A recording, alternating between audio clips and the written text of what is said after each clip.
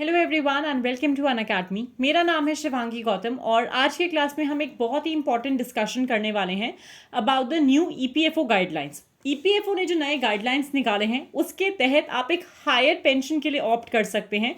क्या ये दिशा निर्देश है, किस तरीके से उच्च पेंशन का विकल्प अवेलेबल है टू द एम्प्लॉयज़। जो पीएफ पेंशन की अगर हम बात करते हैं, क्या क्या इसके मेजर सोर्सेज हैं, आज के क्लास में वो सारा कुछ हम डिटेल में डिस्कस करेंगे। अगर हम बात करें एम्प्लॉयज़ प्रोविडेंट फंड ऑर्गेनाइजेशन के बारे में, ईपीएफओ के बारे में, उन्होंने एक नए गाइडलाइंस को या नए दिशा निर्देश को पेश किया था, जहां पे उन्होंने बोला कि जितने भी उनके सब्सक्राइबर्स हैं, एम्प्लॉयर्स हैं, जॉइंटली अप्लाई कर सकते हैं एक हायर पेंशन के लिए as a part of EPS या फिर जो एम्प्लॉयज़ पेंशन स्कीम होता है उसके तहत पे। सब्सक्राइबर्स या एम्प्लॉयर्स दोनों, मतलब the employees and the employers both can be a part of the same। अब इसका प्रोसेस क्या है, किस तरीके से इस नए रूल का मीनिंग क्या है, ज़्यादा सेविंग्स होगी, क्या क्या किन चीज़ों पे फोकस किया जाएगा, आइए सब कुछ डिटेल में डिस्कस करते हैं। अगर हम ईपीएफओ की बात करें, ईपीएफओ ने अलाउ करा है कि सब्सक्राइबर्स जो पेंशनेबल सैलरी होती है 15,000 रुपये पर महीने की, जो एक पेंशन आप बोल सकते हो कि एक जो कैप लगा रखी थी उसके बियॉन्ड भी जा सकते हैं पर मंथ, जहाँ पे employers on the other hand एक 8.33% का सम डिडक्ट कर सकते हैं from the actual basic salary. As a result of that इस 8.33% को वो डिडक्ट करके ईपीएस का जो पेंशन है उसमें ट्रांसफर कर सकते हैं। पेंशनेबल सैलरी का जो कैप है पहले 6500 रुपये तक होता था पर मंथ, अब वो इंक्रीज करके 15,000 रुपया कर दिया गया है प्रति माह। इससे पहले अब आप ये परसेंटेज देख सकते हो, there has been a swift shift in the percentage of the pensionable salary as well. यहाँ पे मेंबर्स और एम्प्लॉयर्स ज्वाइंटली कंट्रीब्यूट करेंगे इस 8.33% को of their actual salaries towards the EPS, अगर कैप को वो एक्सीड कर रहा होगा उस पर्टिकुलर केस में। प्रोसेस क्या है इस हायर पेंशन के लिए, जितने भी एप्लीकेंट्स हैं उनको एक फैसिलिटी प्रोवाइड की जाएगी, यूनिफॉर्म रिसोर्स लोकेटर या यूआरएल के थ्रू इंफॉर्मेशन दी जाएगी, जहां पे अगर हम आगे की बात करें एप्लीकेशंस को रजिस्टर करना पड़ेगा, डिजिटली लॉक करना पड़ेगा और एक रिसीट नंबर उनको प्रोवाइड किया जाएगा हर एक सिंगल एप्लीकेंट को। अगर जॉइंट ऑप्शन आता है हायर सैलरी का, जो भी ऑफिसर इंचार्ज होगा या ऑफिस इंचार्ज होगा, he will be taking a look at the same. Along with that एक ईमेल या पोस्ट भेजा जाएगा एप्लीकेंट को, उनको इन्फॉर्म किया जाएगा इस डिसीजन के बारे में on the application itself.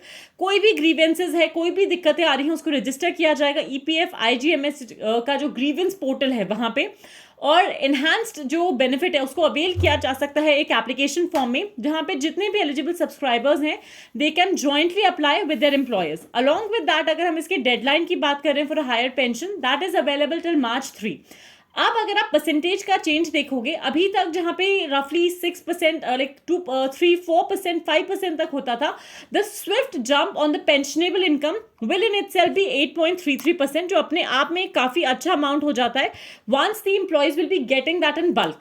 Eligibility की बात करें, कौन से लोग हैं जो एलिजिबल हैं इस हायर पेंशन के लिए, क्या इसका प्रोसेस है। जितने भी एग्जिस्टिंग एम्प्लॉयज हैं या for the people who retired after September 1, 2014, वो सब लोग इस पर्टिकुलर कैटेगरी के अंडर आएंगे।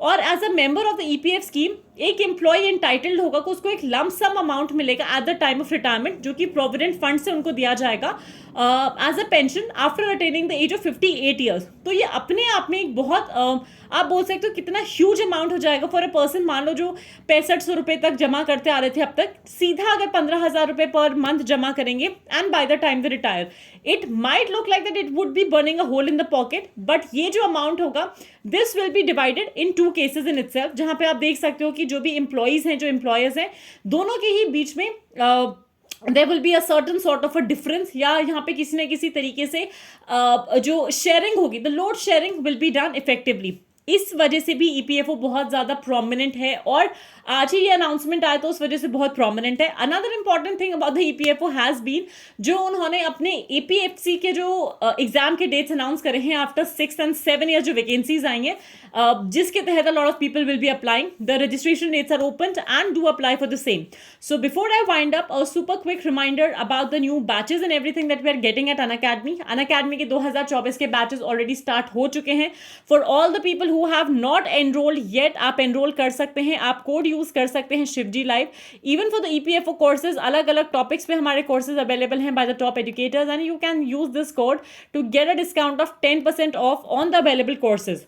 Before I wind up, A big thank you. Like this video, subscribe to the Unacademy UPSC Unstoppable channel and share this video as much as you can ताकि आप लोगों को सारे के सारे लेटेस्ट अपडेट्स मिलते रहें, not just about the current affairs but about the oncoming exams also जो यूपीएससी या स्टेट पीसीएस वगैरह कंडक्ट कराते हैं। आज के क्लास में मेरी तरफ से बस इतना ही। Stay tune for more. Thank you so much and have a fantastic day.